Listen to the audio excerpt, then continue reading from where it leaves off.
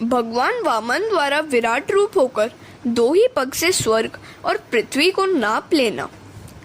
प्रभु के एक ही चरण में सारी पृथ्वी समा गई। दूसरे चरण ने ब्रह्मलोक को व्याप्त कर लिया। तीसरे चरण के लिए स्थान ही न बचा। उस समय सारे दैत्य युद्ध करने के लिए तैयार हो गए।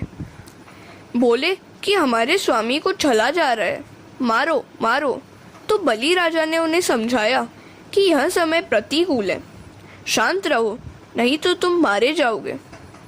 वामन जी बोले, राजन, तुमने संकल्प किया है कि 3 चरण जितनी भूमि दूंगा।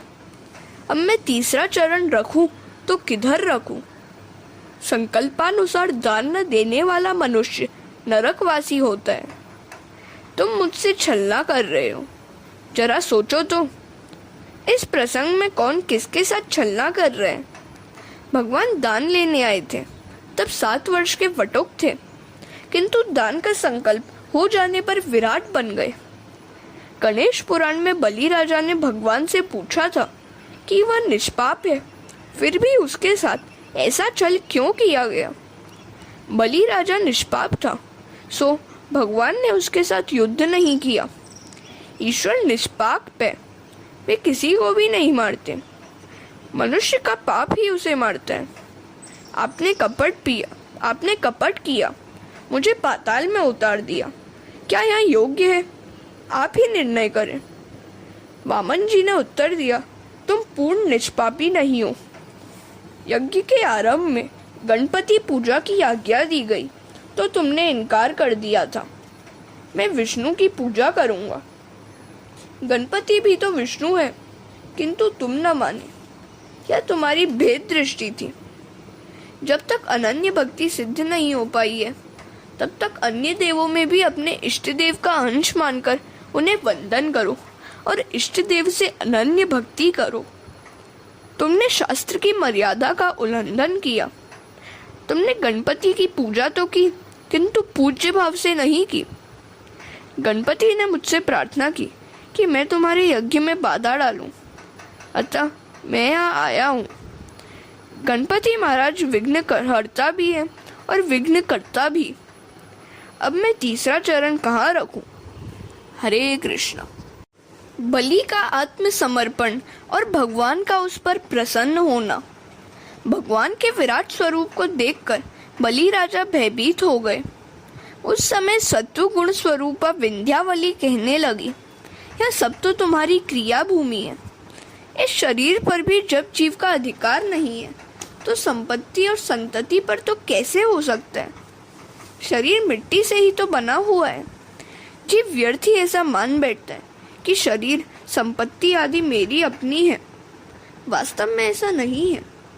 गीता का आरंभ धर्म शब्द से किया गया है। गीता का प्रथम शब्द है धर्म क्षेत्र। गीता का समाप्ति मम शब्द से की गई है। गीता का अंतिम शब्द है मम। इन 2 शब्दों के मध्य में समाई हुई है सारी गीता। मम का अर्थ है मेरा। मम धर्म मतलब मेरा धर्म। धर्म अर्थात सत्कर्म। मेरे हाथों से जो भी सत्कर्म हो पाए वही और उतना ही मेरा है। मात्र सत्कर्म ही तुम्हारा है, शरीर नहीं। जितना सत्कर्म जीव ने किया होगा उतना साथ जाएगा। जितना सत्कर्म करोगे उतना तुम्हारा ही होगा। धृतराष्ट्र ने कहा था, माम का, ये मेरे पुत्र हैं। इसी कारण से भगवान ने उनके पुत्रों को मारा था। अर्जुन ने भगवान से कहा था, शिष्य तेषम शादी माम त्वाम प्रपन्नम। मैं आपका हूँ और आपकी शरण में आया हूँ। तब भगवान को उसे अपनाना पड़ा और उसके रथ को चलाना भी पड़ा। मनुष्य यह नहीं जानता है कि उसका अपना क्या है और क्या नहीं है। फलतः वाद विवाद और संघर्ष होता रहता है। यदि वह यह समझ जाए कि वास्तव में उसका क्या है, तो सारे टंटे फसाद मिट जाए। द्रव्य के सिवाय कोई भी अन्य सुख है या नहीं, और आत्मानंद जैसी भी कोई वस्तु है, यह मनुष्य जानता ही नहीं है। अपने हाथों से किया हुआ सत्कर्म ही अपनाए। यह जीव नहीं, प्रभु ही स्वामी है। जीव तो मात्र मुनीम है। इस शरीर पर जब जीव की सत्ता नहीं है तो और किस वस्तु पर तो कैसे हो सकती है। यमराज की आज्ञा होते ही शरीर का त्याग करना पड़ता है। जगत के कानून वहां नहीं चलते। यह कभी मत भूलो कि तन और मन के स्वामी मात्र परमात्मा ही है। फिर भी जीव मेरा मेरा करता है। जो मेरा तेरा करता है उसे भगवान मारते हैं, जो तेरा तेरा करता है उसे भगवान तारते हैं। विंध्यावली ने कहा, हे प्रभु, यह तो आपकी ही लीला है। आपको कोई क्या दान देगा। मेरे पति ने अभिमानवश दान देना चाहा और दिया। आपको कोई कुछ नहीं दे सकता। सर्वस्व के स्वामी आप ही हैं। इसी कारण से वैष्णव संप्रदाय दान के बदले भेंट शब्द का उपयोग करते हैं। जो ईश्वर का है वही उन्हें समर्पित करना है। प्रभु, मेरे पति के कथन में गड़बड़ी हो गई। बलि में जो सूक्ष्म अभिमान अब तक रह गया था कि मैंने दान दिया, इस अभिमान को दूर करने के हेतु से विंध्यावली ने अपने पति से कहा, ठाकुर जी को प्रणाम कीजिए। भगवान को कौन क्या दे सकता है। उन्हें जो दिया था वही उन्हें देना है। यह शरीर बच गया है जो मिट्टी का ही है। भगवान से कहिए कि वे अपना तीसरा चरण अपने मस्तक पर ही रखें। वे अपना तीसरा चरण आपके मस्तक पर ही रखें। मस्तक बुद्धि प्रदान है, उसमें काम का वास है। मस्तक पर भगवान का चरण आने पर उस बुद्धिगत काम का नाश होता है। जो तन मन धन भगवान को अर्पित करता है उसी के मस्तक पर चरण रखने की कृपा भगवान करते हैं। परमात्मा का हाथ या चरण मस्तक पर आने से मस्तक स्थित सूक्ष्म काम का नाश होता है। गोपियां भी तो कहती हैं, शिरसी देहि नम नह श्री कर ग्रहम। गोपियां गोप गीता में भगवान से कामना करती हैं कि उनके मस्तक पर उनका कर कमल फिरे। गोपी कौन है। गोपी इंद्रिय भक्ति रसम पिबती सा गोपी। प्रत्येक इंद्रिय से जो भगवत रस का पान करे वही गोपी है। प्रभु से प्रार्थना करो कि अपने चरण वो मेरे मस्तक पर रखें। हरे कृष्ण। बलि राजा ने भगवान से कहा, पदम तृतीय शीर्षणी में निजम। मेरे मस्तक पर ही आप अपना तीसरा चरण रखिए। मस्तक में बुद्धि होती है और बुद्धि में सूक्ष्म रूप से काम समाया होता है। उसको नष्ट करने के हेतु ही अपने मस्तक पर चरण रखने की प्रार्थना बलि ने की। ऐसा होने पर सकाम बुद्धि नष्ट होती है। जीव और ईश्वर के मिलन में बाधक अवरोधक काम ही है। मैं ठीक तरह से कह न सका, मुझे क्षमा करें। मेरा तो कुछ नहीं है, आप ही जो है वह आपको मैं दे रहा हूँ। अपराध क्षमा करें। सचमुच ही आप हम असुरों के भी परोक्ष गुरु हैं, क्योंकि हमारे बड़प्पन की दीवार तोड़कर आपने हमारी आंखें खोल दी हैं। इतने में बलि राजा के पितामह प्रहलाद जी का वहाँ आगमन हुआ। वे भगवान से कहने लगे, आपने मेरे इस पौत्र को दिया हुआ इंद्र पद छीन लिया और लक्ष्मी विहीन भी कर दिया। मैं मानता हूँ कि ऐसा करके आपने उस पर बड़ा अनुग्रह किया है। दाता को कभी अभिमानी नहीं बनना चाहिए। जो वंदन करता है वह प्रभु को भी बंधन में रख सकता है। शरीर का अर्पण अर्थात मेरापन, अहंकार, अभिमान का अर्पण। यदि दाता दीन नहीं बनेगा तो उसका दान भी सफल नहीं होगा। बलि राजा के हृदय में जब दैन्य आया तो परमात्मा का हृदय पिघल गया। उन्होंने राजा से कहा, तुमने मुझे सर्वस्व का दान किया, सो मैं तुम्हारा ऋणी हो गया। नम्रता दैन्य के आने पर परमात्मा ऋणी हुए। मैंने इंद्र आदि को स्वर्ग का राज्य दिया है, किंतु तुम्हें पाताल का राज्य देता हूँ। आज से तुम्हारे प्रत्येक द्वार पर मैं चौकसी करूँगा। बलि राजा के कानों में और आंखों में ईश्वर समा गए। बलि राजा ने कहा, स्वर्ग के राज्य की अपेक्षा यह सुतल पाताल का राज्य अधिक अच्छा है। यहाँ भगवान का सतत सानिध्य है। इस बलि राजा की कथा में थोड़ा सा रहस्य भी है। बलि जीवात्मा है और वामन परमात्मा। बलि राजा के गुरु हैं शुक्राचार्य। इसका अर्थ है कि जो व्यक्ति शुक्र की सेवा, वीर्य और ब्रह्मचर्य की रक्षा करता है और जो संयमी है, उसे कोई भी मार नहीं सकता। बलि राजा को कोई मार नहीं सकता। कंस आदि को तो मारा था, किंतु वामन भगवान ने बलि को नहीं मारा। बलि निष्पाप है, शुक्राचार्य की सेवा करता है, सदाचारी है। भक्त शुक्र की सेवा करके जब बलि बनता है, तभी भगवान आंगन में पधारते हैं। तुम बलि बनोगे, तभी भगवान तुम्हारे भी आंगन में आएंगे। बलि बलवान है। बलवान ही भगवान के मार्ग पर चल सकता है, प्रगति कर सकता है। किंतु बलवान कौन है? जो अंदरूनी शत्रुओं को, काम, क्रोध, मद, मोह, लोभ, मत्सर को मारता है, वही बलवान है।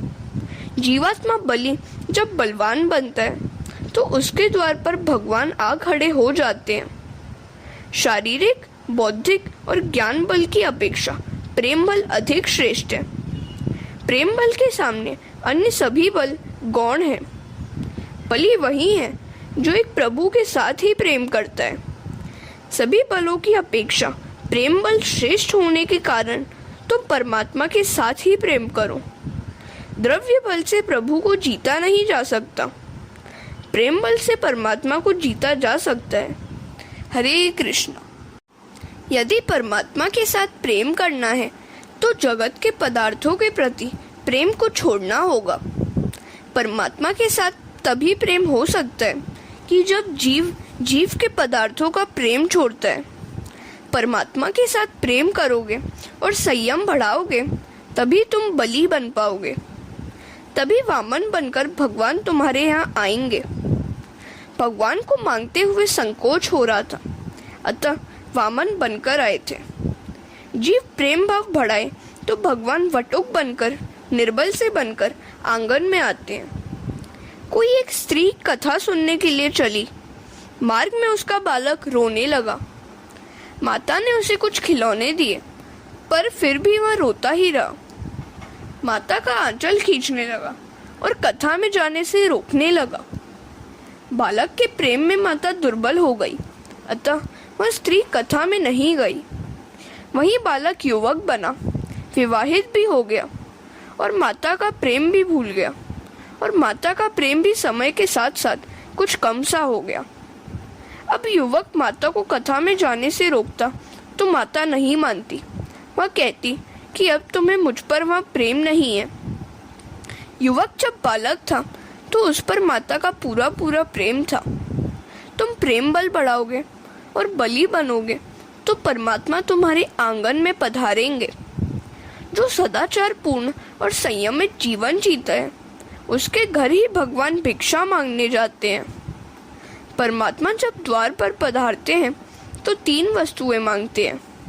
वे 3 कदम भर पृथ्वी मांगते हैं, अर्थात वे जीव मात्र से तन, मन और धन मांगते हैं। इन तीनों का भगवान को दान करना चाहिए। तन से सेवा करने पर देहाभिमान नष्ट होता जाएगा। मन से सेवा करने से अहंकार घटता जाता है। धन से सेवा करने पर धन की माया, ममता, मोह नष्ट होने लगेगी। मन से सेवा करने से श्रम नहीं होता।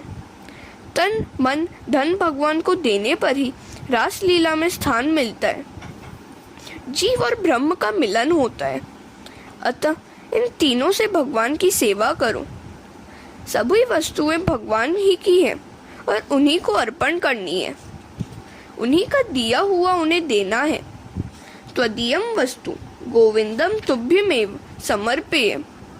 जो व्यक्ति बलि की भांति तन, मन, धन भगवान को अर्पित करता है, भगवान उसके द्वारपाल बनते हैं। ऐसे दाता के शरीर की प्रत्येक इंद्रिय के द्वार पर भगवान नारायण विराजते हैं।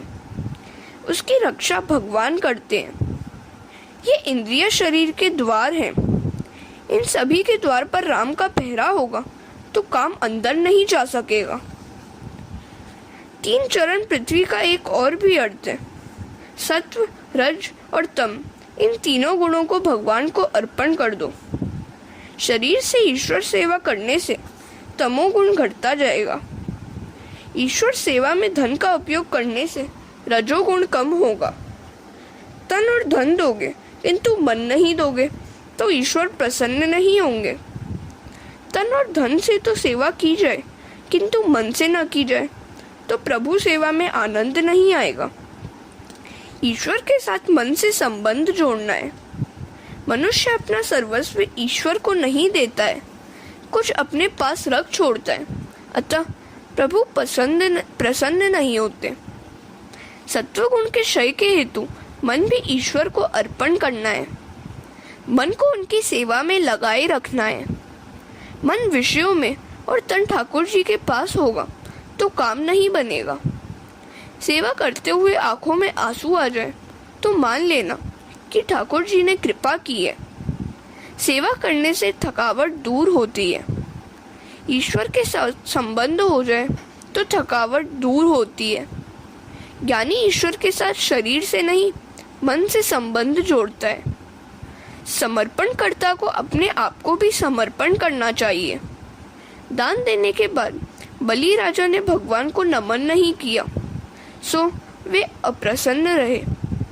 बलि के मन में सूक्ष्म अभिमान था कि मैंने बहुत कुछ दिया है। अर्पण करके भी उसके मन में दीनता, नम्रता नहीं आई। सब कुछ विधि पूर्वक करके भी मानो कि मैंने कुछ भी नहीं किया है। भगवान से कहो, मंत्रहीन क्रियाहीनम भक्तिहीनम जनार्दन। मैं भक्ति रहित, क्रिया रहित, मंत्र रहित हूँ। मेरी कुछ भूल हो तो क्षमा करो और मेरे कर्मों को परिपूर्ण मान लेना। सत्कर्म करने के बाद यदि दैन्य न आए तो सत्कर्म फलता नहीं है। कर्म नहीं किंतु मैंने कर्म किया है, ऐसा अहंकार बाधक है। मैं कुछ करता हूँ, मैं ज्ञानी हूँ, ऐसा अहंकार होने पर प्रभु उपेक्षा करते हैं। हृदय से नमन करोगे तो भगवान को प्यारे होगे। बलि के मन में दैन्य आया तो सेव्य को सेवक बनना पड़ा।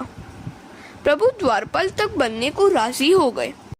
जो व्यक्ति अपना तन, मन, धन परमात्मा को अर्पण कर देता है, उसके शरीर और इंद्रियों की वे रक्षा करते हैं। तन, मन और धन से सेवा करने पर भगवान तुम्हारी प्रत्येक इंद्रियों की चौकसी करेंगे। ऐसे व्यक्ति के कानों में, आँखों में, हृदय में कन्हैया का वास होगा। जिसकी इंद्रियां भगवान का नाम रटन करती हैं, उसकी उन सारी इंद्रियों में भगवान आकर विराजते हैं। सुतल पताल के द्वार पर भगवान की चौकसी का यही अर्थ है। सुतल पताल में बलि ने प्रवेश किया। प्रत्येक द्वार पर शंख, चक्र, गदा, पद्मधारी श्री कृष्ण विराजमान थे। तन, मन, धन से सेवा करने वाले की आंखों और कानों में, प्रत्येक इंद्रिय में श्री कृष्ण रहते हैं। एक बार रावण घूमता फिरता बलि के पास आया और लड़ने को तैयार हो गया। उसने देखा कि बलि के द्वार पर वामन जी चौकीदारी कर रहे हैं। उसने वामन जी से कहा कि वह बलि के साथ युद्ध करना चाहता है। तो वामन जी ने कहा, पहले मुझसे युद्ध कर, मैं सेवक हूँ और वे स्वामी। तो रावण ने वामन जी के साथ लड़ना शुरू किया। वामन जी ने उसकी छाती पर एक ऐसी लात मारी कि वह समुद्र किनारे जा पड़ा। रावण काम है। तुम्हारी इंद्रियों के द्वार पर अगर भगवान चौकीदारी करने लगे तो काम उसमें प्रवेश नहीं पा सकेगा। वामन जी ने स्वर्ग का राज्य इंद्र को दिया। वामन जी बलि राजा के घर दान लेने गए तो दान लेकर वहां उनको द्वारपाल बनना पड़ा। जो दान लेता है वह बंधन में फंसता है। वामन जी बंधन में फंस गए तो सभी को आनंद हुआ, किंतु महालक्ष्मी को दुख हुआ। घर में सब कुछ था, किंतु नारायण की अनुपस्थिति से वे बेचैन थी। वे सदा यही सोचती रहती थी कि वे कब आएंगे, कहाँ होंगे। एक दिन उन्होंने अकुलाहट के मारे नारद जी से पूछा, कहाँ है मेरे स्वामी, आप कुछ जानते हैं क्या? तो नारद जी ने उत्तर दिया, सुना है कि नारायण सुतल पाताल में बलि राजा के घर द्वार की चौकीदारी कर रहे हैं। बलि के पास दान लेने गए थे सो बंधन में पड़ गए। सर्वस्व का दान लेकर ऋणी हो गए। लक्ष्मी जी सुतल पाताल में आई। घर में ठाकुर जी को प्रसन्नता से स्थापित करोगे तो लक्ष्मी जी भी उसके पीछे पीछे बिना आमंत्रण के भी आ जाएंगी। जहाँ भगवान होते हैं वहाँ लक्ष्मी जी आ ही जाती है। यहाँ कोई आश्चर्य तो नहीं है कि जिस घर पर नारायण द्वारपाल हो, विराजमान हो, वहाँ लक्ष्मी जी भी आमंत्रण के बिना ही आ जाए। सो लक्ष्मी जी के नहीं, भगवान ही के पीछे लग जाओ। नारायण की आराधना करोगे तो लक्ष्मी जी अपने आप आएंगी। लक्ष्मी जी ने ब्राह्मण पत्नी का रूप धारण किया। उन्होंने बलि राजा से कहा, मैं तुम्हारी धर्म बहन हूँ। जगत में न तो मेरा कोई भाई है और न तुम्हारी कोई बहन। आज से मैं तुम्हारी धर्म भागिनी और तुम मेरे धर्म भ्राता। बलि को आनंद हुआ। उसने लक्ष्मी को वंदन किया। उसे दुख था कि आज तक उसकी कोई बहन ही न थी। लक्ष्मी जी के आगमन के साथ सभी को आनंद हुआ, किंतु स्वयं लक्ष्मी माता को कोई आनंद नहीं था। उन्हें दुख था कि उनके स्वामी हाथ में लाठी पकड़कर एक सामान्य चौकीदार की भांति पहरा दे रहे हैं। हरे कृष्णा। श्रावण मास आया। लक्ष्मी ने राखी के दिन, पूर्णिमा के दिन बलि राजा से कहा कि मैं आज तुम्हें राखी बांधूंगी। बलि राजा ने राखी बंधवाकर वंदन करते हुए लक्ष्मी जी से कहा, बहन, आज मुझे तुम्हें कुछ देना चाहिए। जो जी में आए मांग लो, जरा भी संकोच न रखना। लक्ष्मी जी बोली, मांगते हुए संकोच हो रहा है।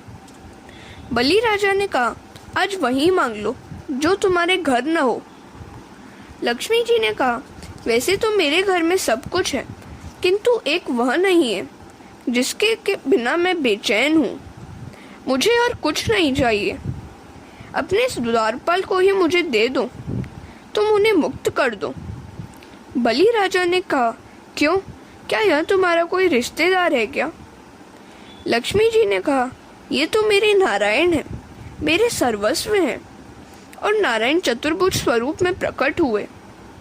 सुखदेव जी वर्णन करते हैं, राजन, माता महालक्ष्मी भगवान नारायण के साथ श्रावण शुक्ल पूर्णिमा के दिन वैकुंठ धाम में सिधारी।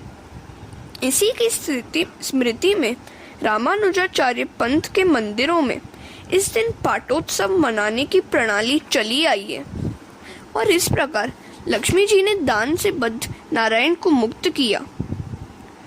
अतः भगवान कहते हैं, ब्रह्मा जी, मैं जिस पर कृपा करता हूँ उसका धन छीन लेता हूँ, क्योंकि धन से व्यक्ति अभिमानी बनता है तथा मेरा और अन्य लोगों का अपमान करने लगता है। इसी कारण से तो प्रहलाद जी ने भगवान से कहा था, मेरे पुत्र बलि को आपने इंद्रपद तथा स्वर्ग का जो राज्य दिया था वह छीन कर लक्ष्मी भ्रष्ट किया। वह आपने उस पर कृपा करने के हेतु ही किया है। इस परम पवित्र वामन की चरित्र कथा समयानुसार यथामति कह सुनाई। पितृतिथि के दिनों में इसका पाठ करने से पितरों को सद्गति प्राप्त होती है। अब शरणागति की कथा आरंभ होती है। रासलीला में जाना है। यदि मन पर वासना का आवरण है तो श्री कृष्ण से मिलन नहीं होगा। वासना के नाश के लिए भी उपाय बताए गए हैं। महाप्रभु ने कहा, मैं भगवान की शरण में हूँ। ऐसा जिसे सतत स्मरण रहे वही सिद्ध पुरुष है। सुखदेव जी वर्णन करते हैं, राजन, कूर्म या मत्स्य के गुण दोष परमात्मा में नहीं आते। परमात्मा कूर्म बने या मत्स्य, किंतु वे तो सदा परमात्मा ही बने रहते हैं। जीव जब पशु का अवतार लेता है तो उस पशु विशेष के गुण धर्म उसमें आ जाते हैं। महाराज सत्यव्रत मनु एक समय कृतमाला नदी के किनारे तपश्चर्या कर रहे थे। यह नदी त्रिवेंद्रम की ओर है। वहां उन्होंने कई वर्ष तक तपश्चर्या की। एक बार वे नदी में जल तर्पण कर रहे थे।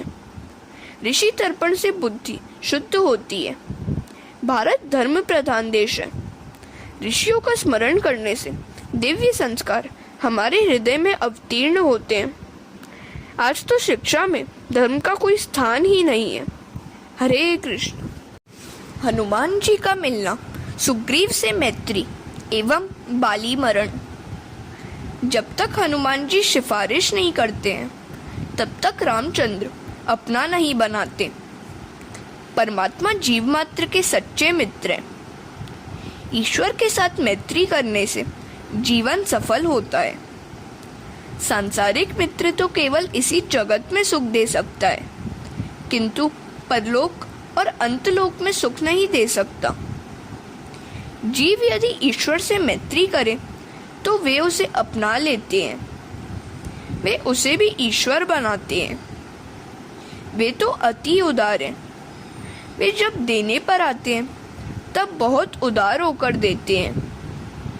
जीव को जब कुछ देने का प्रसंग आता है तो सोच विचार के अपने लिए बहुत कुछ बाकी रखकर देता है। विश्व का सर्जक देते समय कभी नहीं सोचता है कि अपने लिए शेष रखना चाहिए। मैत्री तो परमात्मा के ही साथ करो। परमात्मा से मैत्री वही कर सकता है जो काम को अपना शत्रु बनाता है। कृष्ण और काम, राम और रावण एक साथ नहीं रह सकते। रामचंद्र जी ने सुग्रीव को अपना मित्र बनाया क्योंकि सुग्रीव ने हनुमान जी को अपनाया है। हनुमान जी ब्रह्मचर्य के स्वरूप है। ब्रह्मचर्य की मैत्री जितेंद्रिय बनाएगी और तभी परमात्मा के साथ भी मैत्री होगी। संयम और धर्म मर्यादा का पालन करोगे तो राम राज्य के काल की भांति डॉक्टर वकील की आवश्यकता नहीं रहेगी।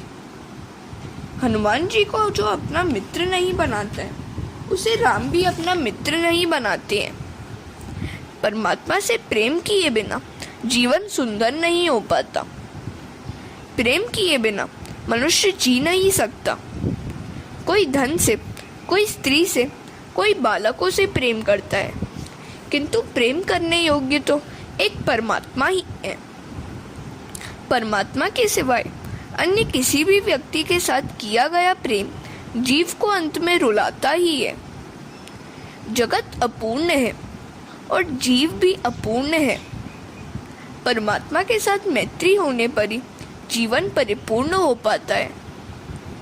परमात्मा के साथ प्रेम करने वाले को वे पूर्ण बनाते हैं।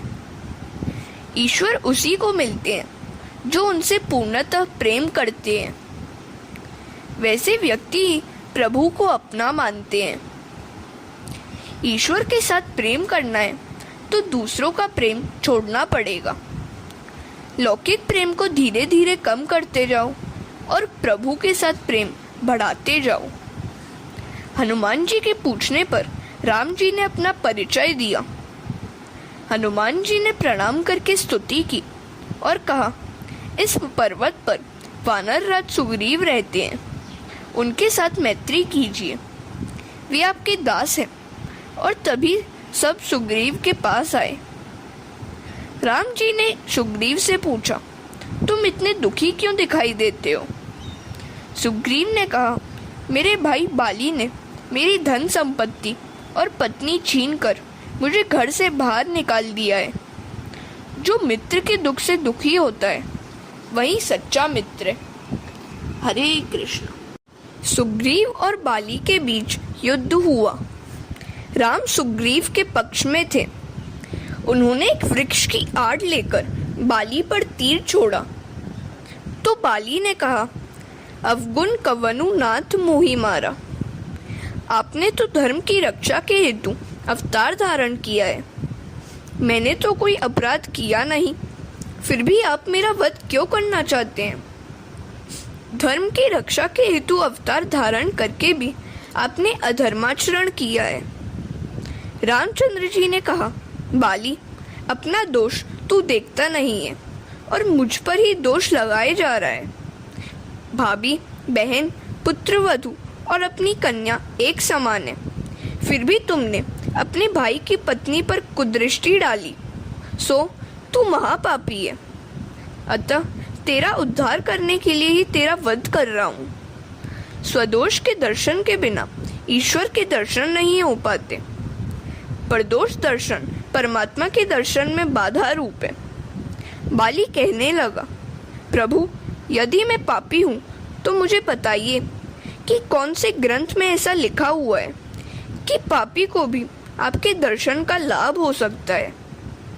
उल्टे कहा गया है, जन्म जन्म मुनि जतन कराही, अंत राम कहीं आवत नाही। मुनिगण जन्म जन्मांतर में कई प्रकार की साधना करते रहते हैं, फिर भी अंतकाल में उनके मुख से राम नाम उच्चारित नहीं हो पाता है। मैं पुण्यशाली हूँ, तभी आपके दर्शन इस समय कर रहा हूँ। आपके दर्शन से अब मैं पापी तो रहा ही नहीं। आपके दर्शन से पापों का नाश होता है। आपके दर्शन देवों को भी दुर्लभ है, फिर भी मैं आपके दर्शन कर रहा हूँ। भगवान राम ने कहा, मेरे दर्शन तुम्हें हुए, वह तेरे प्रताप से नहीं हुए। तुम सुग्रीव के भाई हो, सो मैं तुम्हारा उद्धार कर रहा हूँ। तुम सुग्रीव के कारण ही मेरे दर्शन पा रहे हो। भगवान की बात सुनकर बाली ने सुग्रीव को प्रणाम किया और कहा, तेरे ही कारण मुझे भगवान के दर्शन करने का सौभाग्य प्राप्त हुआ। सुग्रीव बाली से कहने लगा, नहीं नहीं, तुम्हारे ही कारण मुझे भगवान के दर्शन हुए। यदि तुमने घर से मुझे निकाल न दिया होता तो प्रभु दर्शन मैं भी कैसे पा सकता।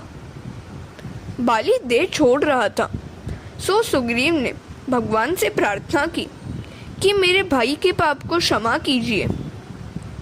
वैर और वासना मृत्यु को बिगाड़ते हैं। जो वैर और वासना को अपने ही मन में रखकर मारता है, जो वैर और वासना को अपने ही मन में रखकर खुद मरता है, उसे सद्गति नहीं मिल पाती। अपना कर्तव्य है कि किसी के साथ वैर न रखें। राम राम जपते हुए बाली ने प्राण त्याग किया। सुग्रीव को किष्किंधा का राज्य दिया गया। राम की अनासक्ति भी कैसी है। रावण की हार हुई और लंका का राज्य राम को मिला, किंतु उन्होंने कहा, मुझे धन या राज्य की आसक्ति नहीं है। लंका का राज्य विभीषण को दे दिया। कंस की मृत्यु होने पर मथुरा का राज्य कृष्ण के हाथों में आया, किंतु उन्होंने उग्रसेन को दे दिया।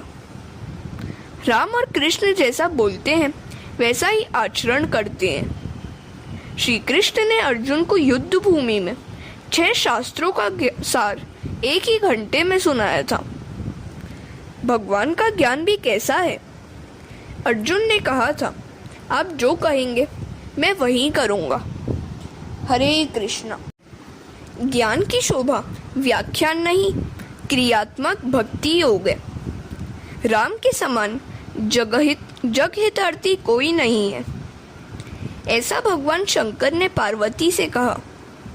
देवता, मनुष्य और मुनि सबकी यह रीति है कि अपने स्वार्थ के हेतु ही वे सभी से प्रीति करते हैं। सुर नर मुनि सबकी यह रीति, स्वार्थ लागी कर ही सब प्रीति। भगवान राम प्रवर्षण पर्वत पर विराजे। हनुमान जी अपनी वानर सेना के साथ आए। राम जी ने अपनी मुद्रिका हनुमान जी को देते हुए कहा, यह सीता जी को देना और मेरे विरह तथा बल की सारी बातें सुनाकर तुरंत लौट आना। हनुमान जी ने अपनी वानर सेना के साथ दक्षिण की ओर प्रयाण किया। वे जामवंत के पास आए, जहां संपाति ने उन्हें समाचार दिया कि सीता जी को अशोक वाटिका में रखा गया है। समुद्र को पार करना कठिन था। राम नाम और संयम के बल के बिना समुद्र पार किया नहीं जा सकता। हनुमान जी ने आवेशपूर्वक कहा, यदि आप कहें तो सारी लंका को समुद्र में डुबो दूं। जामवंत ने कहा, धीरज रखो, यदि लंका को डुबो दोगे तो सीता जी भी डूब जाएंगी। तो हनुमान जी ने उड़ान भरी और उड़ते हुए समुद्र पार करने लगे। मार्ग में सुरसा ने अवरोध करने का प्रयत्न किया। हनुमान जी ने उसका नाश किया। हनुमान जी लंका आ पहुंचे। सायंकाल का समय था। लंका दर्शन करने निकले। वहां का वैभव अलौकिक है। मध्य रात्रि के समय लंका में प्रवेश करने जा रहे थे कि लंकिनी ने रुकावट की तो उन्होंने उसे मार दिया। मरते हुए लंकिनी ने कहा, मुझे ज्योतिषी ने कहा है कि तुझे कोई मारे तब समझ लेना कि रावण की भी मृत्यु होने जा रही है। हनुमान जी को लंकिनी ने यह भी कहा कि लंका में घूमते समय राम जी को हमेशा अपने हृदय में रखना। शायद राक्षसियों के विहार को देखकर मन विकारी हो जाए। हृदय राखी कौशलपुर राजा। मानव समाज में बसकर मानव बनना आसान नहीं है। एकांत में बैठकर ब्रह्म चिंतन करना आसान है। जन समाज के मध्य में विलासी लोगों के साथ रहकर निर्विकार रहना बड़ा कठिन है। शरीर से चाहे पाप न हो, मन से तो हो ही जाता है। हनुमान जी को कौन उपदेश दे सकता था? वे तो सकल विद्या के आचार्य हैं। फिर भी लंकिनी के वचन उपेक्षणीय नहीं है। हनुमान जी को लगा, मैंने आग से यह दृश्य देखा। नहीं, आग से चाहे देखा, मन से चिंतन तो किया ही नहीं। हनुमान जी तो बाल ब्रह्मचारी हैं। वहां से वे इंद्रजीत के आवास में आए। वहां सुंदरी सुलोचना को देखकर उन्होंने सोचा, शायद यही सीता जी है। नहीं, यह सीता जी नहीं है। एकनाथ जी महाराज ने सुंदरकांड में बड़ा अच्छा वर्णन किया है। हनुमान जी साक्षात शिव जी के अवतार थे। पार्वती जी भी अवतार लेने का आग्रह करने लगी तो शिव जी ने कहा, नहीं, मुझे ब्रह्मचारी रहना है। पार्वती ने कहा, मैं आपके बगैर जी नहीं सकूंगी। सो शिव जी ने हनुमान जी का रूप लिया और पार्वती जी बनी उनकी पूछ। यह योग माया सभी के घर में जाती है। हनुमान जी की पूछ बढ़ती ही गई। रावण की बहुत फजीहत हुई। हरे कृष्णा। हनुमान जी ने सारी रात सूक्ष्म रीति से भ्रमण किया, किंतु सीता जी कहीं भी दिखाई नहीं देती थी। प्रातःकाल में विभीषण के आवास में प्रविष्ट हुए। वहां उन्होंने देखा कि विभीषण ने नींद से जागते ही राम का स्मरण और उच्चारण किया। हनुमान जी सोचने लगे, इन राक्षसों की बस्ती में यह वैष्णव कौन है? हनुमान जी ने ब्राह्मण का रूप लिया और विभीषण के निकट आए। विभीषण ने उनसे पूछा, कौन है आप? राम तो नहीं है। प्रभात में आपके दर्शन हुए, सो मेरा सारा दिन अच्छा बीतेगा और कल्याण होगा। हनुमान जी ने सारी बात बताते हुए सीता जी का पता पूछा। विभीषण ने कहा, आपके दर्शन होने से मुझे विश्वास हो गया है कि राम जी के दर्शन मुझे अवश्य होंगे। मैं तो अधम हूँ, किंतु आपके कारण राम मुझे अवश्य अपनाएंगे। रात्रि में सोने से पहले तथा प्रातःकाल जागते ही प्रभु स्मरण और शुभ विचार करो। हनुमान जी अशोक वन में आए। वहां सीता जी समाधि अवस्था में बैठकर राम राम जप रही थी। उनका शरीर दुर्बल हो गया था। हनुमान जी ने उनको मन ही मन प्रणाम किया और वृक्ष की डाली पर बैठकर राम कथा सुनानी शुरू की। आपको ढूंढने के लिए कई वानर भेजे गए, उनमें से मैं भी एक हूँ। मैं रामचंद्र जी का दूत हूँ। आज मेरा जीवन सफल हो गया। साक्षात आद्या शक्ति सीता जी को प्रणाम करता हूँ। सीता जी ने कहा, भाई कौन है तू? प्रत्यक्ष क्यों नहीं आता है तू मेरे समक्ष? हनुमान जी ने सामने आकर माता जी को प्रणाम किया। माता जी, मैं हूँ रामचंद्र जी का दूत। मुझे आज बड़ा आनंद हुआ और उन्होंने रामचंद्र जी का संदेश सुनाया। वे आपकी उपेक्षा नहीं करते हैं। वे शीघ्र ही यहाँ आ रहे हैं। माता जी, मुझे भूख लगी है। यहाँ फल तो बहुत है, किंतु राक्षस लोग निगरानी कर रहे हैं। सीता जी ने कहा, नीचे गिरे हुए फल ही खाना, तोड़ कर ना खाना। हनुमान जी ने सोचा, कि माताजी ने फल तोड़ने की मनाही की है, वृक्षों को झंझोड़कर फल गिराने की नहीं। और उन्होंने वृक्षों को झंझोड़कर फल गिराए और आहार किया। संत तो भोजन करते समय भी भजन चालू ही रखते हैं। अन्न की निंदा पाप है। हनुमान जी ने दिव्य वानर का स्वरूप धारण किया और पूछ को उसका काम करने की आज्ञा दी।